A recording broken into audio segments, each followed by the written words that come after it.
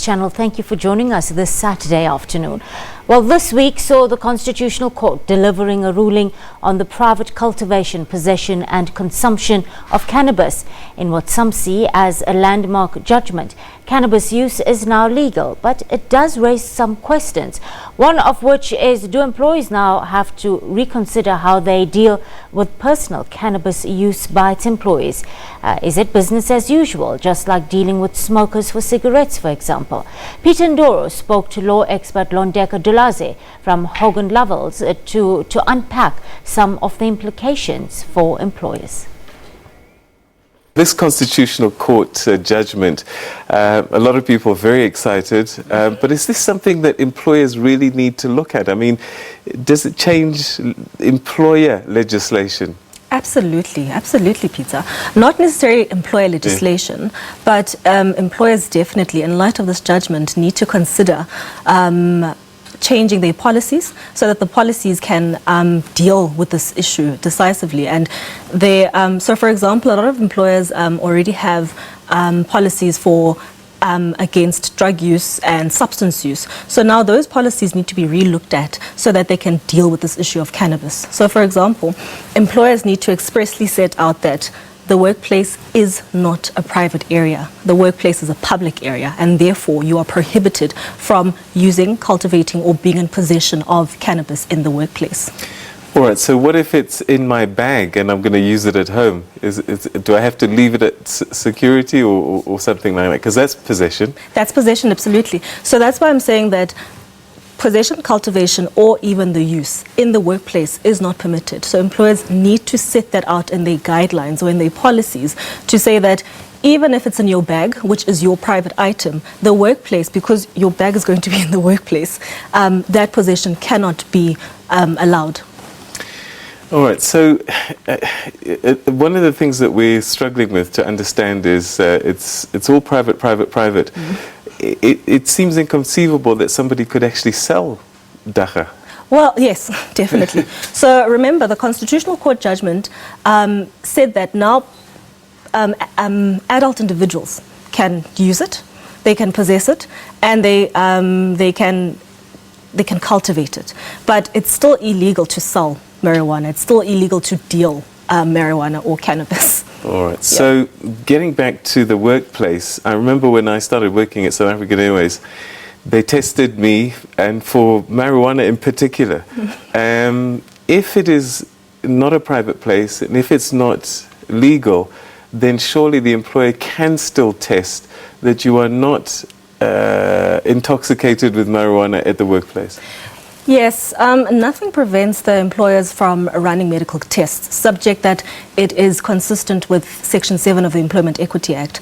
But the difficulty with cannabis is that tests have proven that if you are a frequent smoker or a frequent user of cannabis, it can last in your system for something between a week and 2 weeks. And if you are a non-frequent user, it can last something from 2 to 3 days. So it's going to be very difficult for employers to test employees, but nothing prevents an employer from testing an employee because it depends on the employer's operational requirements at the end of the day. So what rights do the employees have? You're saying that employers are going to have to look at their policies. Mm-hmm. What about the employees? What rights do they have? So employees, like everyone else in the society, they can, if they are adults, they can cultivate it, they can possess it, and they can use it, but it has to be in a private area. And unfortunately, the rights don't extend to the workplace.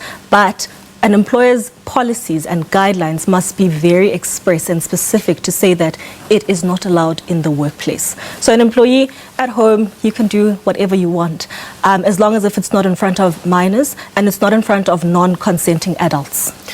So then we get into this tricky situation where, like anything else, if it's abused, it can affect your health and it can affect your work performance. So alcoholics, for example, they're treated in a certain way in the workplace, they're helped, they're not immediately fired, you go and get an intervention. Would that be the same, do you think, for someone who has started to abuse marijuana and his performance in the workplace is starting to suffer? The difficulty with that is that currently we don't have research or conclusive research that tells us how the abuse of marijuana can affect your performance in the workplace. So it's going to be very difficult. Unlike alcohol, we know that if you are intoxicated, it affects your performance on your capacity. But I foresee that employers are going to have to probably treat it similar to alcohol, and before immediately dismissing someone, they're going to have to rehabilitate them, etc., etc. Does the employer have any kind of recourse? I mean, because I do think some people really enjoy this herb and do it too much. And I think, again, the science may be still debating it, but you can get into a situation where it is affecting somebody's work performance. And whilst you haven't seen him taking the product at work, he is a known smoker of this. Is there anything the employer can do? So, because the Constitutional Court has legalized the use of cannabis, it's going to be very difficult for employers. But if an employee is found to be using marijuana or is found to be in possession of marijuana in the workplace, the employer can follow the disciplinary code and procedure and discipline the person, definitely. But it has to be, like I said earlier, it has to be properly set out in their policies. So interestingly, at Hogan Lovells, we've recently dealt with the client and assisted them, and we did a legal opinion for client around this judgment as to how they need to deal with this issue. And we've also had instructions where employers want us to review their policy so that we can effectively deal with this thing. Because if it's not in your disciplinary code and procedure, as an employer, it's going to be very difficult to actually take any action against an employee. Right. So the word to employers right now is, listen, this word cannabis must feature now in your policies very specifically, and the various scenarios that might play out. Definitely. And I'd say the important thing for employers is to set out that the employment, or the workplace rather, is a public area. It's not a private area. Because a lot of employees can argue that, well, the employment is not really in a public area. It's in a private area. But employers need to set out that the workplace is public, not private, and employees cannot, and they are expressly prohibited from using it or having it in their bags. So what if I'm in my car, in the car park in the basement before I go up the stairs? You're still in the workplace. All right. So it's still a public area. So if I'm outside the gate and I smoke it in my car before I get to work, that's okay? Well, that's an argument employees can make, I suppose. All right, these are interesting times. So I suppose there is, caution, I guess, at the end of the day. Think about it, think it through, and definitely include in your policies.